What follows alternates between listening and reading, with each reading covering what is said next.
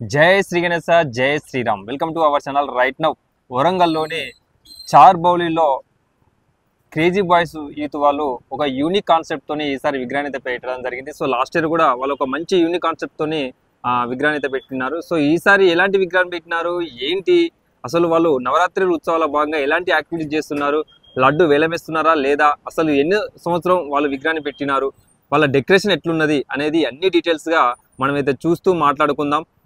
వీడియోలోకి అయితే వెళ్ళిపోదాం. నమస్తే భయ్య, జై శ్రీ గణేశ, రామ్ రామ్. సో భయ్య ఎట్లుంది పరిస్థితి? ఇప్పుడు 3 రోజులు అయిపోయింది.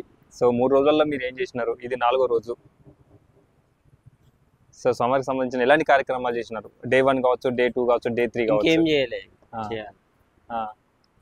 ఇప్పుడు ఎక్కడి నుంచి తీసుకొచ్చినారు ఈ విగ్రహాన్ని? వరంగల్ ఇక్కడనే శివ ఆర్ట్స్. పిఓపినా మట్టి విగ్రహం? మట్టి విగ్రహం కంప్లీట్గా. సో ఎన్ని ఫీట్ల హైట్ ఉంది? 11 ఫీట్స్ ఉన్నది.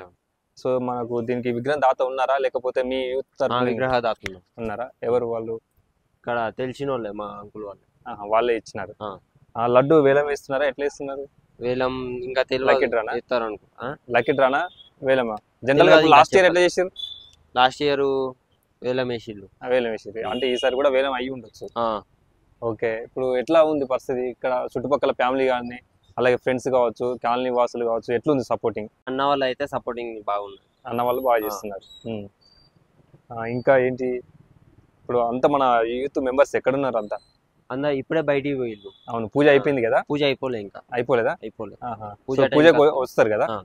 డైలీ ఏ టైంకి జరుగుతుంది? మార్నింగ్ పూజ 11, ఈవినింగ్ 8:30. సో మన టైమింగ్స్ ఏంది? మనకు మార్నింగ్ నుండి లాస్ట్ మన స్వామివారిని దర్శనం చేసుకుంటే లాస్ట్ టైమింగ్స్ ఎట్లున్నాయి? 10 వరకు, 11 వరకు కంప్లీట్ అయిపోతుంది మార్నింగ్ నుండి. ఓకే, ఇప్పుడు నిమజ్జనం ఏ రోజు ప్లాన్ చేస్తున్నారు? మండే అంటే 10వ రోజు, అంటే 9 నవరాత్రులు కంప్లీట్ అయినాక 10వ రోజు చేస్తున్నారు. సో ఎక్కడ చేస్తున్నారు నిమజ్జనం? అంటే మన చెరువు నియర్ వడ్డపల్లి చెరువు. ఎట్లా బాగుంటుందా? లాస్ట్ ఇయర్ కంటే ఈసారి వేరే ఏమన్నా ప్లాన్ చేసారా లేకుంటే నార్మల్గానేనా? అంటే లాస్ట్ ఇయర్ లాగానే చేస్తున్నారు. సో ఓకే, జై శ్రీ గణేశ, జై శ్రీరామ్.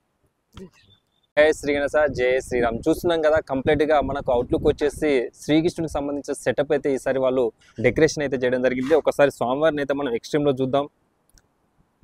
అలాగే మనకు డెకరేషన్ చూసినట్టయితే మన సీలింగ్ చూడొచ్చు. సో అంతలు కూడా లీవ్స్ లాగా వాళ్ళు బర్డ్స్ లీవ్స్ లాగా వాళ్ళు డెకరేషన్ అయితే చేయడం జరిగింది. అలాగే సైడ్ చూద్దాం.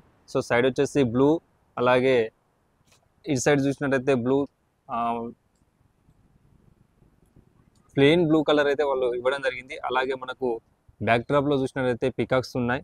సో ఇక్కడ స్వామివారికి లెఫ్ట్ సైడ్ రైట్ సైడ్ ఎలిఫెంట్స్ని అయితే ఉంచారు.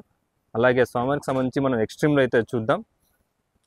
సో స్వామివారి దూత వచ్చేసి వైట్, డ్రెస్సెస్ ఎల్లో కలర్, మనకు సైడ్ వచ్చేసి పింక్ కలర్ ఇచ్చినారు.